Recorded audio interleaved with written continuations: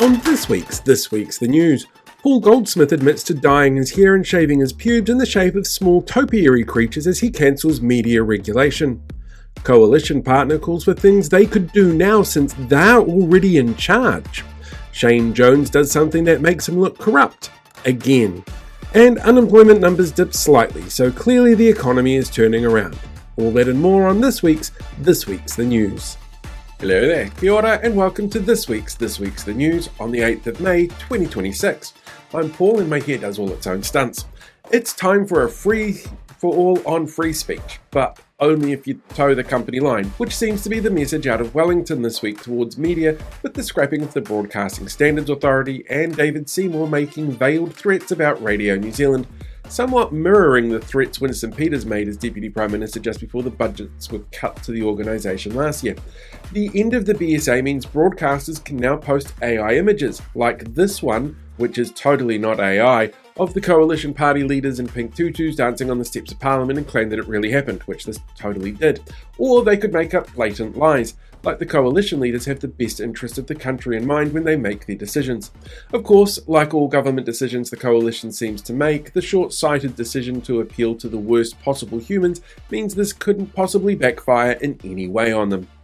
New unemployment data out this week showed a slight dip in the numbers as the rate dropped from 5.4 to 5.3% in a move being heralded by some media as a massive drop that represents about 2,000 people either entering the workforce or leaving the country.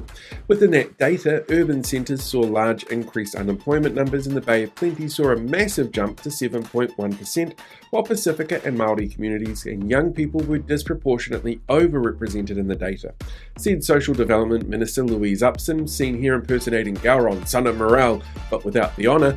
These are the sort of data points that show why we need a strong social safety net. But because these things seem to disproportionately impact young, poor and brown people, we're not going to fix it. In fact, we're going to make it even harder for them, while there's no jobs for them to go into. The government has this week announced that local authorities have just 3 months to come up with their own plans for amalgamation, or they'll be forced into what the government plans on what is being described as the biggest and dumbest shake-up in a generation to local governance. In that time, local authorities have strict guidelines to follow and a shopping list of details to sort that will make the deadline almost impossible to achieve, according to a number of local mayors, said Local Government Minister Simon Watts, seen here explaining how detailed the report was on changes to local government done by Labour and binned by his predecessor Simeon Brown for being woke, that explained an efficient, well-researched way to amalgamate local councils. Don't worry, like almost everything else done since we've been elected, we have no understanding of how these things work and no intention of letting a good distraction from our ineptitude get away. If councils can't do what we did and completely shit on every process at record speed with untold damaging side effects and implications, then do they really have a right to call themselves government? National has announced its candidate to take on the co-leader of the Greens in Auckland Central, tech entrepreneur Candice Kinzer.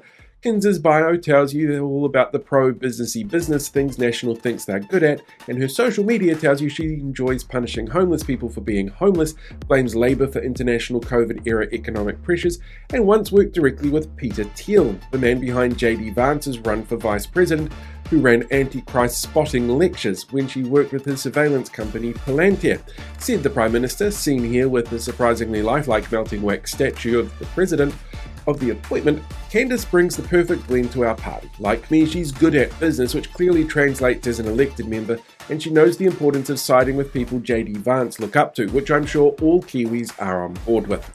ACT is celebrating the introduction of a new citizenship test for migrants, with Internal Affairs Minister Brooke Van Velden, seen here with her party watching as she forces people to go to work with the Hunter virus, saying, "Of course we're the right party for this, even though we only got 8% of the vote, as the party that hit our pedophile former president, kept money from people wanting to blow up mosques for fundraisers, got upset at poems by Pacifica artists and celebrated the end of the BSA regulating media. We're clearly the best at working out what the values are that we should be testing for New Zealand's citizenship. The test will be made up of 20 multiple choice questions, must be done in person, and is going to add another level of bureaucracy from the party who wants to cut red tape. And naturally, because ACT is behind this, there will be no questions involving Te Tiriti. Meanwhile, Labour leader Chris Hipkins, seen here talking to the One Media personality who never makes up anything and is the most handsome presenter in New Zealand screens and secretly invented post-its, said he was open to strengthening citizenship rules, but had concerns, particularly around lack of reference to the treaty and the fact that the best citizenship test is still seeing who calls back when you say "Tu tera mai ngā iwi." It was revealed in official documents this week that Shane Jones, seen here asking where the government credit card is for his hotel movie purchases, overrode officials when it came to setting a limit on level of fines for leaking footage from fishing boats.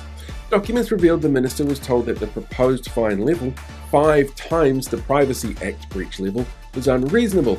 But in response, Jones said, "If you wanted reasonable from me, you were sadly mistaken, and if you wanted the law to be fairer, then you should be the one buying me free seafood dinners, not the fishing industry lobby." Education Minister Erica Stanford, seen here blaming that noise on the leather couch, has defended the rewrite of the education curriculum, which critics have said ignores Te Tiriti, concentrates on knowing things without knowing why, has been put together with little input from the education sector and was ill thought out, ill consulted on, and a massive ideological shift that puts the curriculum back years is both silly and unteachable. Said Stanford, "Sure, we let a racist with links to all your favourite AstroTurf groups rewrite large chunks of the curriculum in secret, but we do really want open dialogue on this as long as we don't have to listen because we're not changing a thing."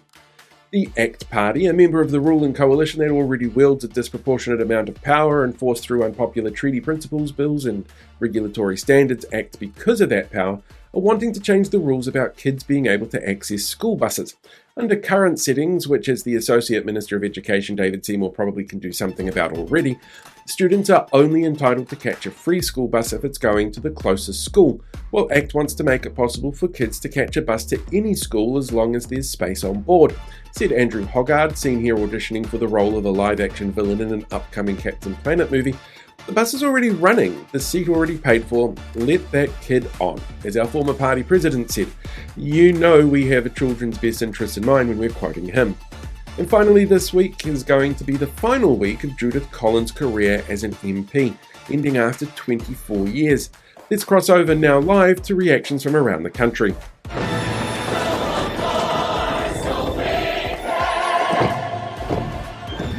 Collins' long career has included claims that being kind is a weakness, defending her whiteness to shut down conversation about systemic barriers and representation, using tokenistic terms to avoid addressing actual concerns raised by women of colour in Parliament, claimed being a Karen would be a crime under hate speech laws, claimed pay equity was actually a culture of victimhood, and denied that there were systemic barriers for female MPs because she, a rich white woman in the safest of national blue seats, had managed to succeed.